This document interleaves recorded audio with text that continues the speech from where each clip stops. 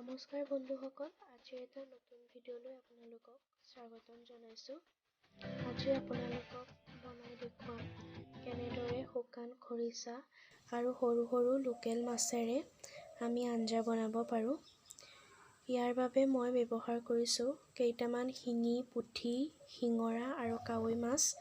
এয়া লৈছোঁ শুকান খৰিচা।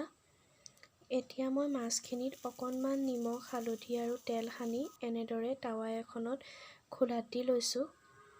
এয়া মোৰ খোলাত দিয়া মাছখিনি হৈ গৈছে। এয়া ৰঙা ৰঙা হৈ গৈছে ধুনীয়াকৈ। এতিয়া তেলত অকণমান নহৰু আৰু খৰিচাখিনি দি মই এনেদৰে লৰাই লৈছোঁ। এতিয়া তাতে হালধি আৰু অকণমান নিমখ দি মই লৰাই দিছোঁ। এতিয়া এইখিনি হৈ গৈছে। মই দি দিম অকণমান গৰম পানী। মই পানী তাকৰ কৰি দিছোঁ। এতিয়া মাছখিনিত অকণমান মিট মছলা, অকণমান ৰেড চিলি আৰু অকণমান ধনিয়া পাউডাৰ মিহলাই লৈছোঁ। এতিয়া আঞ্জাখিনি আমাৰ উতলি আছে আৰু তাত মই দি দিম অকণমান নৰসিংহৰ পাত। আপোনালোকে ধনিয়া পাতো ব্যৱহাৰ কৰিব পাৰে, গোন্ধটোৰ কাৰণে দিছোঁ এইখিনি।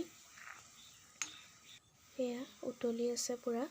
এতিয়া দি দিম মাছখিনি, মছলা সানি লৈছিলোঁ যিখিনি। এয়া মই লৰাই দিম ভালকৈ। এয়া উতলি আছে। মই এতিয়া গেছৰ ফ্লেমটো অফ কৰি দিছোঁ, যিহেতু আমাৰ আঞ্জাখিনি হৈ গৈছে। মই এতিয়া এটা বাতি লৈ এইখিনি কাঢ়ি দিছোঁ। চাওক, ইমান সহজভাৱে ঘৰতে থকা বস্তুৰে আমি আঞ্জাখন খাওঁ।